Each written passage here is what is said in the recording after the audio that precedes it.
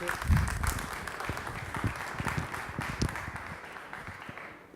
buenos días.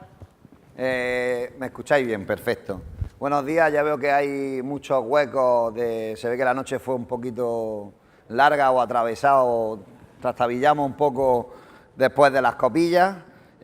Como siempre vamos un poquito retrasados. Bueno, yo me voy a presentar, soy Daniel Rosales, soy agente de la propiedad inmobiliaria de Motril, Granada. Soy de los últimos de Filipinas, quiere decir que fui de los últimos que sacaron el examen antes de que ya la profesión se pudiera no colegiar, sino que pudiera ejercer cualquiera, siempre que tenga dinero para montar una oficina. Y la verdad que para mí es un gran honor y le agradezco mucho a Diego, al presidente, que haya confiado en mí para poder presentar el evento. Empezamos con un plato bastante fuerte que voy a presentar, que es don Agustín Asparres Lucas, que es una persona muy ilustrada en el tema jurídico sobre todo, ha sido magistrado, ha sido fiscal, fiscal de excedencia, es vocal del Consejo General del Poder Judicial y nos va a hablar de una cosa muy importante que es, pues bueno, con los bancos es necesario prevenir, ¿vale? Pues sin más, cuando quiera, Agustín.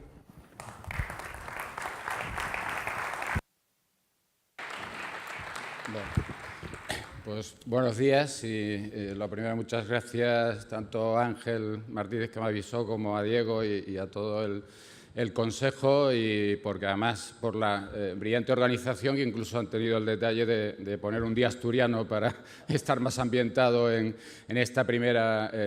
charla de hoy por la mañana. Bueno, como se ve por el propio título de la ponencia, lo que se trata es de ver cuáles son las medidas o cuáles serían las medidas preventivas para evitar lo que ha ocurrido en estos últimos años, que ha tenido una consecuencia, sobre todo en los juzgados, de cientos de miles de demandas de reclamación pues, por temas de contratos bancarios, de cláusulas abusivas, etcétera. Es decir, al igual que las políticas de sanidad tienen en cuenta sobre todo medidas preventivas, cada vez se tiende más a prevenir las enfermedades, no solo por mirar la salud de las personas, sino porque eso supone también que el sistema funcione mejor. Si se previenen las enfermedades, el sistema habrá menos listas de espera, habrá un sistema con un funcionamiento mucho más eficaz. En justicia yo creo que nos pasa lo mismo. En justicia lo que ha ocurrido es que nos encontramos en un país que está a la cabeza de la Unión Europea en litigiosidad. Somos los más litigiosos prácticamente de todos los países de la Unión Europea. También tenemos el mayor número de abogados de toda la Unión Europea. Seguramente habrán oído muchas veces que solo los abogados que hay colegiados en Madrid son equivalentes a todos los de Francia, por ejemplo, con lo cual nos podemos hacer una idea. Y estamos en ese dilema, ese famoso clásico dilema del huevo y la gallina que hace poco parece que han resuelto de una forma un tanto original los físicos cuánticos, pero en realidad la resolución ha servido de mucho. Es decir, España es un país litigioso porque hay mucho número de abogados o hay mucho número de abogados porque los españoles somos más litigiosos de lo normal. Pero el caso es que se ha producido en los últimos años un incremento, no solo ya existía litigiosidad, sino que el incremento de los últimos años está debido principalmente a los problemas de los litigios bancarios, ¿no? Esto no había ocurrido, yo creo que nunca en la historia, el que se hicieran juzgados específicos temporales para resolver el tema de las cláusulas suelo o otro tipo de cláusulas de nulidad, de cláusulas de contratos bancarios. Eso es algo tan excepcional que, como digo, no había ocurrido nunca y que ha llevado a que haya juzgados que se dediquen exclusivamente a tratar una materia y, además, no un tipo de materia, sino algo mucho más concreto, como es nulidad de cláusulas de contratos bancarios. Y esto ha venido pues, por una serie de prácticas que incluso que podríamos decir que se podían haber evitado o que ahora, precisamente, cuando sabemos cuáles han sido las consecuencias negativas de esas prácticas, se trata de evitar. Y se han ido tomando una serie de medidas a las que me voy a referir para tratar de evitar en el futuro, digamos, que vuelva a ocurrir esta avalancha de demandas y, sobre todo, para proteger, para tener un elevado nivel de protección de los consumidores, que es lo que pretenden las directivas de la Unión Europea. un consejero de un banco que es amigo mío hace unos años, cuando empezó todo este problema y veía que iban perdiendo todas las demandas en los juzgados, me preguntó una vez, me dijo, oye, ¿tú cuál crees que es la solución para evitar que tengamos tantas demandas y que las perdamos todas, prácticamente con un 98% de los casos? Y yo me acuerdo que le respondí, esto fue hace unos años, digo, mira, hay una fórmula muy sencilla, que es exigir que todos los contratos de préstamo hipotecario se hagan con abogado. Vosotros exigís a los clientes que sean con abogado y tal, y a partir de ese momento no tenéis demandas, las tendrán los abogados probablemente. Los abogados que habrán, si a pesar de haberte asesorado con un abogado, has firmado cláusulas abusivas, pues a lo mejor habría que pensar en una responsabilidad del abogado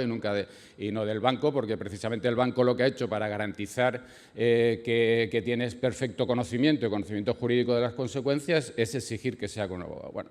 me consta que esta persona en una reunión con banqueros lo propuso, con otros de otros bancos, y lo descartaron porque decía que era incurrir en nuevos gastos para el cliente. En este caso los gastos no eran gastos que provinieran de servicios bancarios, sino externos, y por lo tanto eso se descartó. Pero a mí esta idea no es que se me hubiera ocurrido, sino que precisamente como estuve 4 años en el despacho Martínez Echevarría en Marbella, yo me había dado cuenta que todos los clientes extranjeros, para cualquier tipo de contrato, iban con abogado. Incluso recuerdo, me llamó la atención que un cliente inglés, para darse de alta de socio de un club de golf, lo hizo a través del despacho, a través de un abogado, lo cual era sorprendente. Y claro, yo decía, ¿y por qué en España el contrato más importante que hace una persona en su vida, en la mayoría de los casos, es el préstamo hipotecario para comprar su vivienda habitual? ¿Por qué se hace sin abogado? Y eso, pues de alguna forma, eso podía haber resuelto muchísimos de estos temas con ese asesoramiento, ¿no? Con lo cual, esa idea, digamos, que fue una idea que podía haber evitado, pero que no se utilizó en la práctica, incluso se descartó por los propios bancos en su momento. Hay otras soluciones, por ejemplo, en su momento, digamos que ya estamos hablando del año 93, hay una directiva de la Unión Europea, y por ahí vamos a ver la Unión Europea cómo se ha ido moviendo en este campo. En el año 1993 se dicta la famosa Directiva 93/13 de cláusulas abusivas, que ahora todavía estamos teniendo consecuencias de esta directiva. Bueno, ahora mismo está pendiente una cuestión prejudicial ante el Tribunal de Justicia de la Unión Europea en materia de IRPH, que es otro tema que todavía está pendiente y que al final puede terminar en algo muy parecido a lo de las cláusulas suelo, aunque el número de contratos de préstamos hipotecarios que están referenciados al IRPH se calcula que puede ser 1 millón, y no es la problemática de las cláusulas suelo, que eran 4 millones lo que se calculaba, pero no deja de ser otra posible avalancha según la resolución del Tribunal de Justicia de la Unión Europea. Bueno, pues desde el 93 la Unión Europea dicta una norma que precisamente tiene una finalidad muy clara, y lo dice en el preámbulo y lo dice en su articulado. Dice, no solo pretende que se anulen las cláusulas abusivas en los contratos firmados por consumidores con entidades, ya sean bancarias o otro tipo de contrato entre un consumidor y un fabricante, un productor o lo que sea. Y no solo eso, sino que pretende que los Estados de alguna forma traten de evitar que se vuelvan a incluir cláusulas abusivas. Es decir, es lo que después ha ido desarrollando el Tribunal de Justicia, y es el efecto disuasorio. Este es un elemento muy importante porque jurídicamente los que nos hemos formado en el derecho español nunca nos explicaron lo que era el efecto disuasorio, y el efecto disuasorio es muy distinto a la naturaleza de las indemnizaciones, a la naturaleza del derecho español. Supongo que muchos habrán visto películas de despachos americanos, o la película de Erin Brockovich, o películas de acciones colectivas, o series de televisión como The Good Wife, etcétera, en las que podemos ver lo que es el efecto disuasorio. Es decir, si nos fijamos, si en España se produce por contaminación un daño a un colectivo de personas, se les indemniza en base a unos baremos y decir, bueno, pues si usted ha tenido estas secuelas, conforme al baremo le corresponderían pues 300.000 euros o 500.000 euros. Pero en Estados Unidos o en los países que siguen este sistema de efecto disuasorio, lo que se pretende no solo es indemnizar los daños, sino que no vuelva a ocurrir. Entonces, ¿cómo se hace? Pues indemnizándoles en 10 veces más. O sea, si veis en estos casos, desde esta persona, que le podían haber correspondido 500.000 euros, se le indemnizan 5 millones de euros. Dice, bueno, no es lo correspondiente y es mucho más de lo que sería equivalente a los daños que ha percibido, pero se hace con efecto disuasorio para que no le compense, y esa es la finalidad del efecto disuasorio, para que la persona que ha cometido esa infracción no le compense seguir cometiéndola, sea contaminar, sea introducir cláusulas abusivas o cualquier otro tipo de lo que se denominan abusos o irresponsabilidades en la contratación. Y, por lo tanto, ese efecto disuasorio, curiosamente, ha entrado en la legislación española a través del Tribunal de Justicia Europea. En algún caso lo hemos alegado, los abogados lo han alegado, en el caso de cláusulas, por ejemplo, y volviendo al IRPH, si finalmente el Tribunal de Justicia Europea considera que referenciar el préstamo hipotecario a un IRPH es una práctica abusiva y es una cláusula abusiva, el efecto disuasorio sería, por ejemplo, decir, como usted ha introducido una cláusula que fija el tipo de interés de forma abusiva, se queda sin tipo de interés el préstamo. Eso sería efecto disuasorio, es decir, es un efecto muy superior a lo que se puede pretender, que es decir, bueno, pues que en vez del IRPH se sustituya por otro índice que sea más adecuado, que sea más justo o más equilibrado, ¿no? Pero el efecto disuasorio sería ir más allá. Bueno, esto en IRPH algún juez lo ha seguido, pero no es la norma general y, de hecho, no parece que por ahí vaya a ir la resolución del Tribunal de Justicia Europea. Pero eso es una de las medidas que pretendió la Directiva 93/13, es decir, no solo que se anule cualquier cláusula, sino que encima, para evitar, porque siempre el inconveniente es que un consumidor tiene que acudir a los tribunales para que un tribunal declare la cláusula nula, pues los propios bancos, y a mí me lo han dicho compañeros de asesorías jurídicas de banco, me han reconocido que, salvo el caso de las cláusulas suelo, que creemos que fue una cosa muy excepcional, en la mayoría de los casos ellos tienen un poco la idea de que solo va a reclamar un 10, un 15% de todos los posibles perjudicados. Entonces, ahí nunca habría efecto disuasorio. Es decir, si los consumidores tienen que ir a los tribunales, si yendo a los tribunales, aunque sea el 98% de las demandas a favor de los consumidores, solo va un 15%, realmente sigue compensando este tipo de prácticas que pudieran ser abusivas o introducir este tipo o mantener este tipo de cláusulas abusivas. Por lo tanto, ese primer efecto de la Directiva 93/13 no fue realmente efectivo o no lo ha sido de momento efectivo, ¿no? De hecho, el artículo 7, que es donde se introduce el efecto disuasorio, dice que los Estados miembros velarán porque en interés de los consumidores y de los competidores profesionales existan medios adecuados y eficaces para que cese el uso de cláusulas abusivas en los contratos celebrados entre profesionales y consumidores. La finalidad ya no es anular las cláusulas cuando se han introducido, sino que no se lleguen a introducir, y eso es una medida también de tipo preventivo. Otro tipo de medidas, desde el punto de vista digamos ya en este caso, de la legislación española. En España, cuando se viene la avalancha del problema de las cláusulas suelo, pues el Gobierno dicta un Real Decreto Ley, que también es muy conocido, el 1/2017, precisamente para evitar, como esto estaba produciendo un efecto en la litigiosidad de los juzgados, para evitar o para reducir la litigiosidad. Es decir, vamos a hacer un mecanismo por el que se pueda llegar a un acuerdo entre los consumidores y los bancos y que, por lo tanto, a través de ese mecanismo evitemos que toda la avalancha que va a venir de demandas en cláusulas suelo se produzca. Además, aquí pasó un fenómeno también muy curioso, que es que, como decía, en el caso de las cláusulas suelo no estamos hablando de un 10 o un 15% de reclamantes, sino de prácticamente casi la totalidad, y es porque los despachos de abogados se dieron cuenta, es muy fácil hacer un cálculo, es decir, si yo tengo un 98% de posibilidades de que va a prosperar las demandas, yo puedo prescindir de cobrar honorarios inicialmente y lo que voy a ir es a un porcentaje de lo que se obtenga, con lo cual esto facilitaba mucho la reclamación por parte de los consumidores, que no tenían que adelantar ni un euro, no tenían que pagar absolutamente nada, y esto propició también un mayor número de demandas de nulidad de este tipo, ¿no? Y por lo tanto, cuando se ve venir esa avalancha, pues el Gobierno dice, vamos a hacer este decreto. Y el decreto lo que pretende es, bueno, tiene una serie de medidas, pero lo que pretendía era propiciar que se llegara a acuerdos para evitar los litigios procesales, ¿no? Y ocurre que también al final termina fracasando. Y dices, bueno, yo recuerdo que cuando el Real Decreto, como esto no, en la presentación no lo dijeron, pero yo me dedico ahora a la mediación, soy el director del área de mediación del despacho Martínez Echevarría, mediación en asuntos civiles y mercantiles, y precisamente cuando sale el Real Decreto, yo estuve hablando con responsables del Ministerio, les dije, ¿por qué no aprovecháis este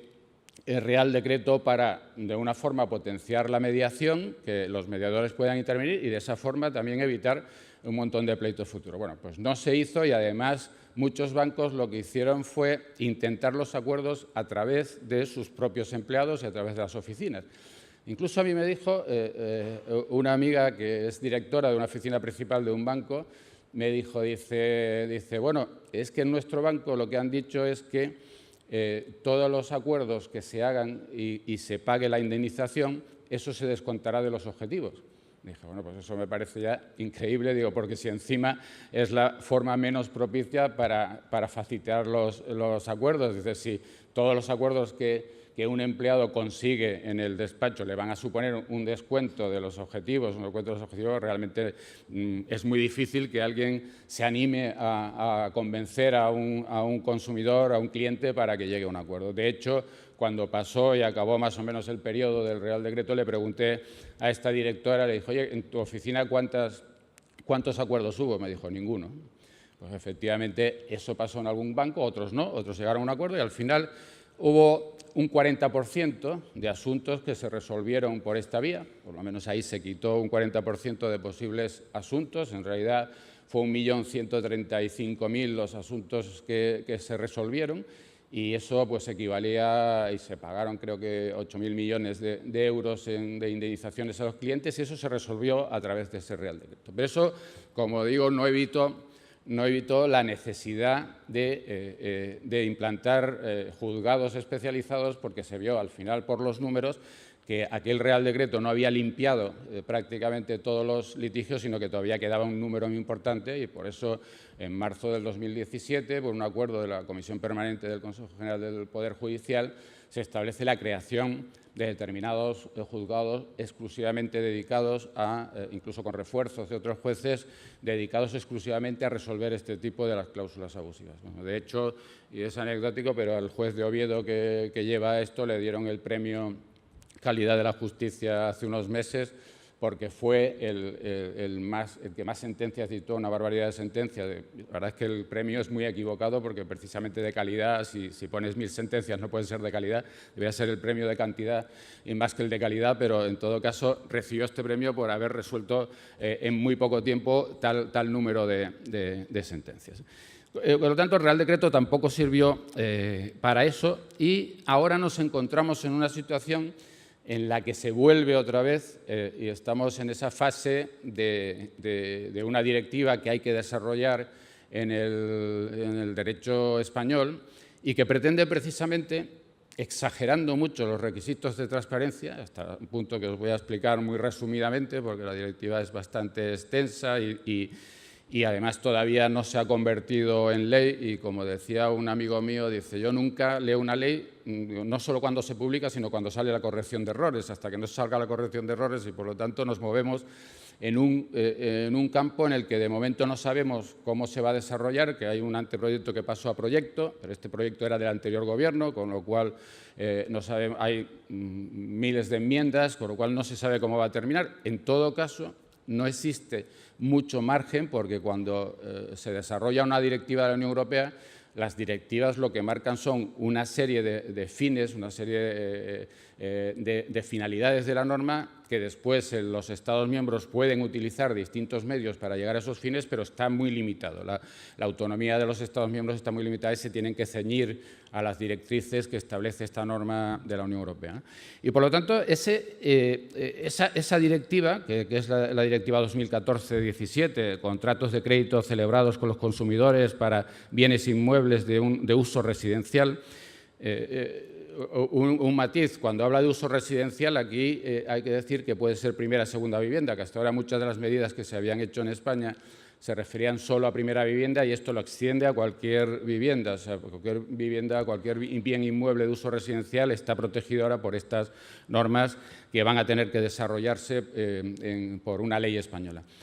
Estamos fuera de plazo, estamos muy fuera de plazo. O sea, la directiva tenía que haberse transpuesto el 21 de marzo del 2016 y, como comprenderá, nos ha pasado 2 años y medio, ha habido una denuncia de la Comisión. España va a tener que pagar multas diarias por la no transposición de esta directiva, pero seguimos 2 años y medio después sin desarrollarla. Esto tiene un efecto que creo que todavía no se le ha ocurrido a ningún abogado, pero seguramente se le ocurrirá a partir de ahora, es que una directiva no traspuesta en tiempo no se puede aplicar directamente en la relación entre particulares, pero sí se debe interpretar la normativa interna conforme a la directiva. Los tribunales tienen la obligación, con lo cual esta directiva, sin haberse desarrollado, sí que puede tener un efecto. Es decir, yo como abogado podría alegarla y decir, mire, en este caso hay una duda interpretativa y yo lo que quiero es que se siga conforme a la directiva que tenía que haber estado ya en vigor desde el 21 de marzo del 2016. Por tanto, ahí sí puede haber alguna vía para algún tipo de nulidades de las que todavía se están resolviendo ante los tribunales. Bueno, aquí en esta directiva hay pues, los típicos principios que ya había, o genéricos, el deber de actuar honesta, imparcialmente, respetando los derechos, intereses de los prestatarios en el préstamo hipotecario, los consumidores. Eso, bueno, eso ya existía desde hace muchos años, que todos los contratos bancarios decía que tendrían que hacerse en interés de los consumidores y ya se ha visto que esas declaraciones o proclamaciones programáticas que tienen muchas leyes, pues después en la práctica muchas veces son muy poco eficaces. Aquí existen varios temas que yo creo que algunos, porque es bastante extensa, pero voy a referir a los que son más novedosos. Hay uno que sí es, en el proyecto de ley, sí es peculiar de la legislación española, como decía, la forma de llegar a esos fines de mayor transparencia se pueden utilizar por cada Estado miembro de la forma que quiere. Aquí España sí que hace una novedad muy curiosa. O sea, la directiva dice que, bueno, que hay que hacer una información, rellenar unas fichas. Ahora ya son las fichas, ya hay la FEIN, la FIAE, había la FIPER, ahora hay un montón de fichas. Bueno, hay un autor que ha escrito sobre esto. Este tipo de ficha, que viene en el anexo de la directiva, pretende ser tan exhaustivo para que se entere de verdad el consumidor de todas las consecuencias, que incluso viene con instrucciones para rellenar la ficha. Las instrucciones para rellenar la ficha son 5 páginas. O sea, y la ficha es absolutamente densa, compleja, y este autor decía con no poca ironía, decía, probablemente habrá que hacer una ficha para explicar la ficha que explica cuáles son las condiciones del contrato del préstamo hipotecario, ¿no? Con lo cual, realmente, a veces lo que ocurre con un exceso de información también puede ser contraproducente. Es lo que ocurre con los consentimientos informados en responsabilidad médica, que a veces lo que hacen es asustar al paciente y prefieren operarse cuando ve todas las consecuencias. Bueno, pues esto puede pasar también porque por prevenir, se está yendo a un exceso de información, de publicidad, de transparencia, etc. Pero la novedad no es que toda esta información, la directiva dice que tiene que estar en poder del consumidor o del cliente 7 días antes de la firma del préstamo, es decir, para que tenga esos días, esa posibilidad de estudiarlo, de tener conocimiento. Incluso se prevé una cosa que en el proyecto no viene y que tendría que incluirse, una posibilidad de desistimiento después de haber firmado. La directiva dice en un plazo no máximo de 10 días y eso de momento no se ha traspasado al proyecto de ley. Ese desistimiento existe en muchísimos contratos de protección de los consumidores, en otro tipo de contratos existe la posibilidad, como saben, de ventas a distancia o de todo esto por Internet, siempre tiene esa posibilidad de desistimiento. Pues eso se quiere incorporar, lo cual es un poco complejo. Yo creo que en España no se ha incorporado la posibilidad de desistimiento porque se está pensando en una escritura notarial. Entonces parece que eso de desistir después de una escritura notarial y después de ver lo que voy a comentar de cómo a qué se pueden dedicar esos 7 días, pues quizás sea excesivo. La novedad, como decía, es que en este caso, en esos 7 días, el consumidor tiene la posibilidad de acudir al notario, quien le tiene que asesorar gratuitamente, y eso lo pone, el notario no puede cobrar por este asesoramiento, y hacer un acta de asesoramiento de que se le ha asesorado, se le ha explicado todas las cláusulas y tal, con lo cual yo creo que esa finalidad sí que es muy evidente, como bueno, algunos autores dicen que incluso con eso todavía habrá algún juez que determinará la nulidad de algún contrato, pero a mí ya me resulta un poco complicado. Si al consumidor se le dan 7 días antes, se le da la posibilidad de acudir al notario, el notario le va a explicar totalmente, bueno, todas las cláusulas, va a filtrar o controlar si hay cláusulas abusivas o no, eso es obligación también del notario. Va a hacer un acta en la que va a hacer constar que se le informó de cada uno de los detalles y además, incluso todavía la legislación española o el proyecto por lo menos prevé la posibilidad de un acta manuscrita, como se estaba haciendo finalmente con las cláusulas suelo. Después de todo eso va a ser muy difícil que alguien pueda decir, oiga, es que no se enteró o que firmó y que le engañaron, ¿no? Esa parte, yo creo que esa parte sí es preventiva y sí es de bastante eficacia. Otras medidas, pues por ejemplo, hay una medida muy curiosa, pero que yo creo que no tiene tanta repercusión directa con la nulidad, pero que ya lo llevaba insinuando la Unión Europea, es decir, prohibir los incentivos a los empleados bancarios para la venta de productos, porque eso al final podía, de alguna forma, podía ser incompatible con el propio interés de los consumidores. Y, como decía, desde hace muchos años se dice que los contratos bancarios tienen que estar hechos en interés del cliente. Si resulta que el empleado bancario podía cobrar unos incentivos o tenía unos objetivos por colocar determinados productos o a medida, bueno, que ocurrió, pues, por ejemplo, con muchos préstamos que iban asociados a un swap. Muchas veces pues decía, bueno, si se hace con el swap, pues el empleado bancario podía tener un incentivo, podía cumplir los objetivos más fácilmente. Bueno, pues eso ahora la Unión Europea pretende que se prohíba ese tipo de práctica que lo que incitaban es a colocar o vender determinados productos que pudieran ser perjudiciales para el cliente. Esto ya ha apuntado alguien que puede tener, que primero no se sabe qué relación directa puede tener con la nulidad, es decir, con la nulidad podría ser un elemento más a valorar, pero lo que dice es que puede tener problemas laborales, y eso no lo había pensado yo, pero es decir, bueno, los contratos de los empleados bancarios están previstos, supongo, calculando lo que son los bonus, los objetivos y tal. Si de repente se prohíbe este tipo de contrato, a lo mejor hay alguna consecuencia laboral o hay que sustituirlo por alguna otra prestación. Pero bueno, eso es una consecuencia tercera, digamos, que puede afectar a relaciones de terceros, pero que realmente también puede ser un problema. Y incluso, bueno, pues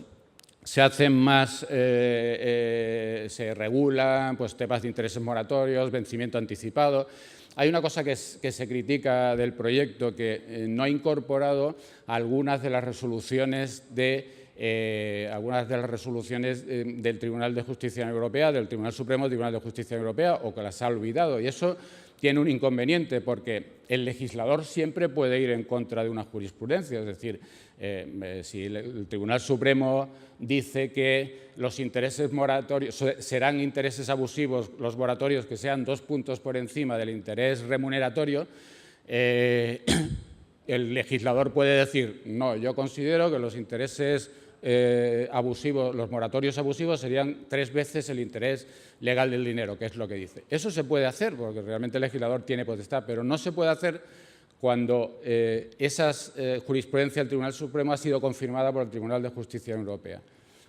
Es muy fácil de entender, es como si el Tribunal Constitucional dijera que una determinada norma va en contra de la Constitución. El legislador no podría legislar sobre esa norma. Pues el Tribunal de Justicia de la Unión Europea es un tribunal constitucional y, por lo tanto, lo que haya dicho el Tribunal de Justicia de la Unión Europea no se lo puede saltar el legislador, con lo cual digo que eso,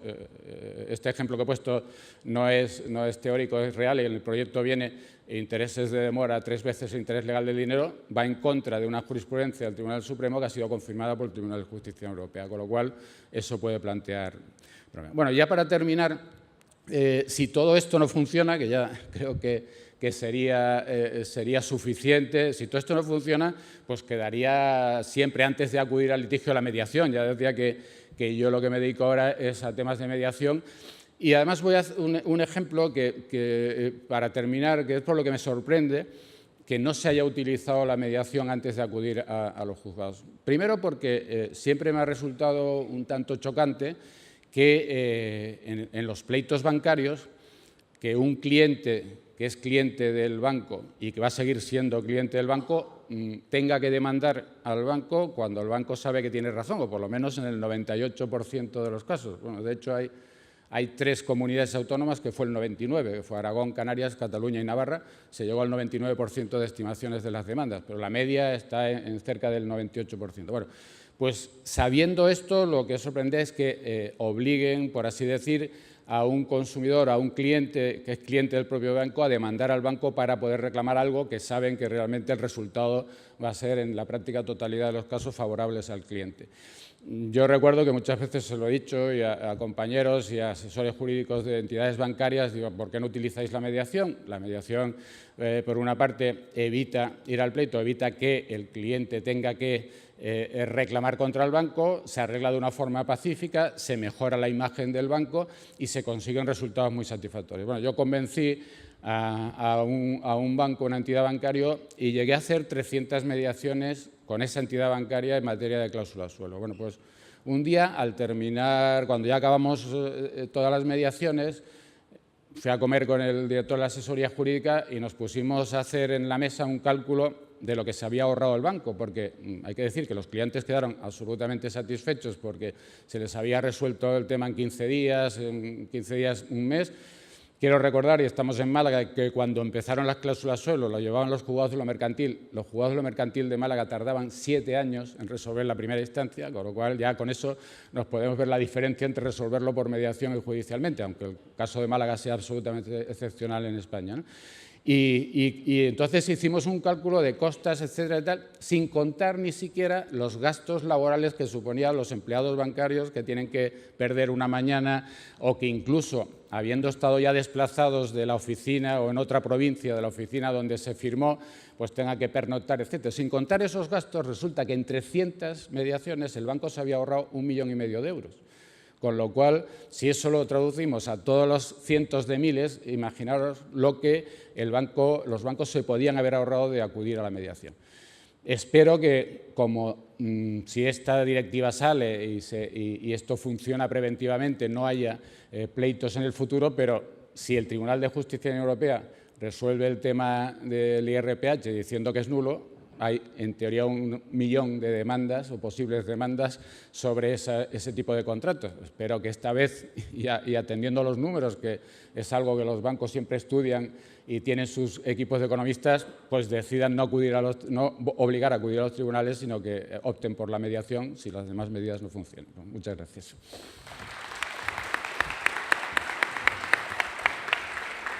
Muchísimas gracias, Agustín. Creo que va a subir alguien del Consejo General para entregarte una placa en agradecimiento por tu tiempo y tu experiencia y conocimiento, que además has compartido generosamente con nosotros. Venga, muchas gracias, felicidades.